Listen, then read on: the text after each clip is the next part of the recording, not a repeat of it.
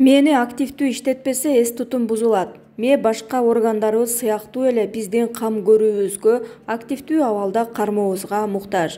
Эс тутуму начар дегенде эле улгайган адамдарды ойлойбуз. Буга да канчалык бир деңгээлде негиз бар. Анткени алардын кээ бирлери буга чейин билгендерине топук кылып, ошолорду унутпай жүрсөм болду деп ойлошот. Турмуштук маселелер менен алаксып, жаңы нерселерди билүүгө умтулушпайт. Эгер жаңы нерсеге кызыкпаса, демек менин иштеп туруусуна түрткү берген нерсе жок. Башкача айтканда, адам эс тутумун өнүктүрүүнү токтотот. Иштебеген нерсе акырындан дат басып, керектен чыга берген сыяктуу эс тутумда бузула баштайт. Бул процессти дарыгерлер барактагы жазуунун сыясынын өчүп баратканына салыштырышат. Ме булчуңдарга окшош. Аны канчалык машыктырсаң, ошончолук жакшы иштейт. Мени канчалык активдүү кармасаң, эс тутум да, көңүл буруу да ошончолук жакшырат. Ошондой эле карыганда алжып калбайсың. Адамдын эс тутумунун орточо сыйымдуулугу 1000 терабайт. Салыштырып көрсөк, Улуу Британиянын улуттук архиви 70 терабайтты түзөт. Калыпка келтирүү жолдору кайсылар? Сканворд, кроссворд чечиңиз, энциклопедияларды колдонуп өзүңүздө түзүүгө аракет кылыңыз. Бул мурунку билгендериңизди эске салып, жаңыларды өздөштүрүүңүзгө кошумча болот. Жаңылмачтарды, ырларды жаттаңыз, ОЗ2 эсептеңиз. Бир нерселерди эсептөөдө калькуляторду колго албай, ОЗ2 кошуңуз, кемитиңиз. Көбөйтүү таблицасын эсиңизге алып көбөйтүп көрүңүз.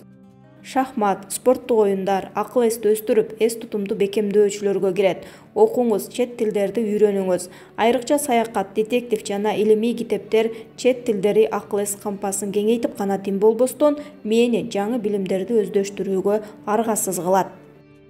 Жазыңыз. Окумуштуулар жазуу менен эс тутумдун мыкты байланышы бар экенин айтышат. Жаңы маалыматты уккан соң, ал маалыматтын үстүндө ойлонуп, анан кагазга түшүрүңүз. Бул керектүү нерсени эсте сактап калууга машыктырат. Кайталаңыз. Кайталоо окуунун энеси делет. Анын сыңарындай окуган китебиңиздин, көргөн киноңуздун мазмунун досуңузга айтып бериңиз.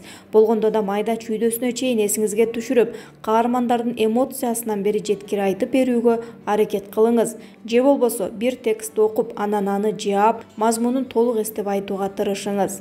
20 мүнөттөн, анан 8-9 сааттан, андан кийин 24 сааттан соң кайталап көрүңүз. Муну менен эс тутумуңуздун канчалык деңгээлде экенин текшерип өстүрө да баштайсыз. Сүрөт тартыңыз. Адамдын мээси оң жана сол жарым шаарлардан турат. Эс тутум жакшы болуусу үчүн экөөнү тең иштетүүгө мажбурлаңыз. Бир учурда эки колуңуз менен эки башка сүрөт тартыңыз. Мисалы, оң колуңуз менен айлананы, сол колуңуз менен түз сызыкты. Анан мунун тескерисинче жасаңыз. Оң колу менен жазчулар, сол колу менен жазып машыгуулары зарыл. Стресстен качып, суусундукту көбүрөөк ичиңиз. Менин 80% суудан тургандыктан, суюктук керектүү өлчөмдө барбаса, мен начар иштерин эске алыңыз. Андыктан күнүгө 2 литрдей суу ичиңиз. Уктаңыз. Күнүгө 8 сааттан уктабасаңыз, ме керектүү деңгээлде салбайт. Демек, эс тутумдун билинбей начарлашына жол ачылат. Уктаарда эртеден кечке кылган нерсеңиздин бирин калтырбай эстөөгө тырышыңыз.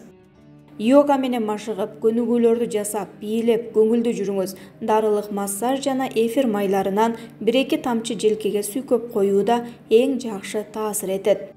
Эрктүү болуңуз. Каалабайм дегендин ордун керек деген сөз менен алмаштырыңыз. Оор жумуштан баштап, анан жасайм дегендериңизди биринчи бүтүрүңүз.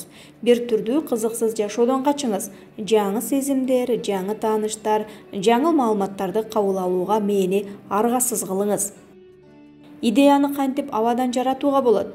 Миллионду кыялдануу. Аз акча жөнүндө ойлобо, миллиондор жөнүндө кыялдан. Чоң тапшырмалар чоң ойлорго алып келет.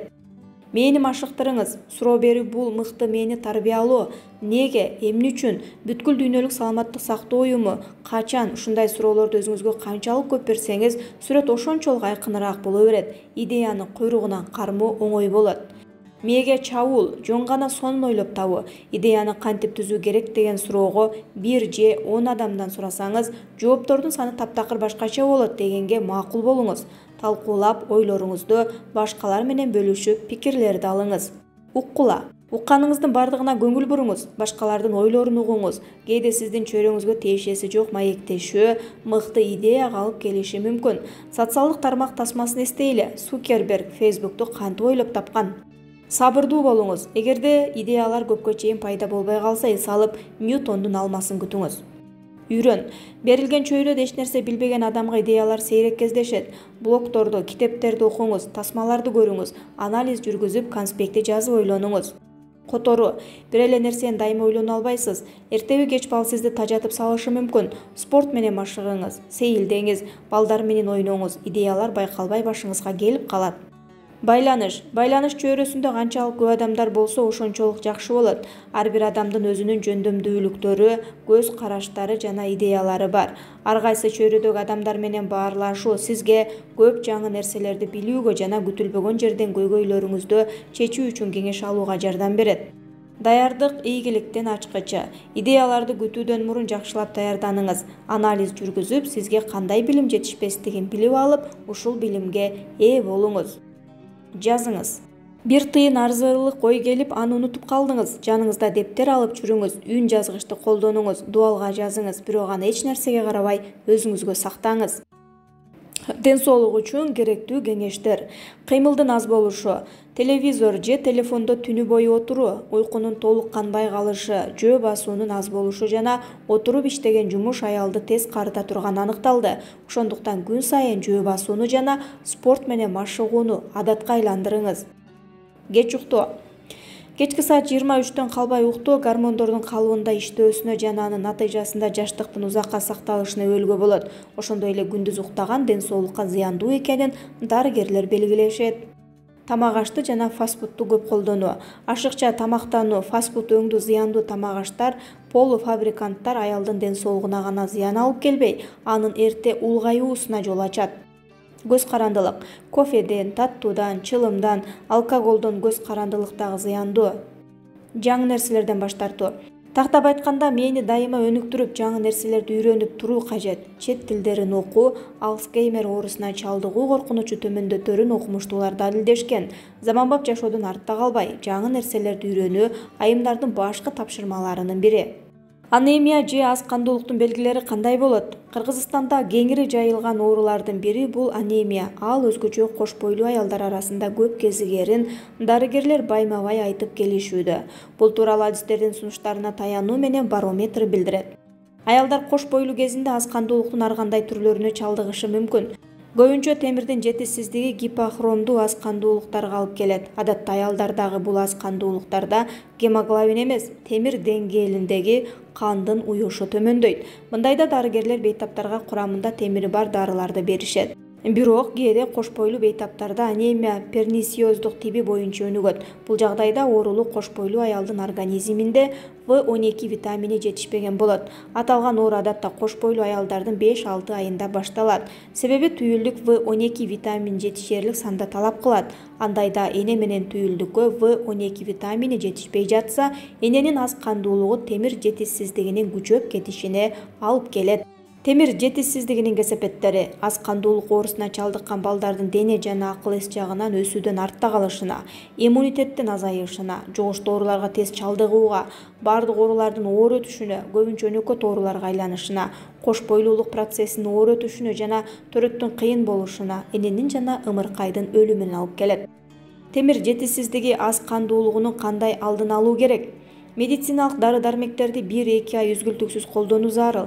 Белок жана А1, В, В2, В1, С витаминдери камтылган тамактарды ичип жеш абзел. Адамдын организми дайыма темирди керектейт. Тамак аштар темирдин организмде болушу үчүн бирден-бир булак болуп саналат. Ошондуктан адамдын тамак аш рациону темирге бай азыктар.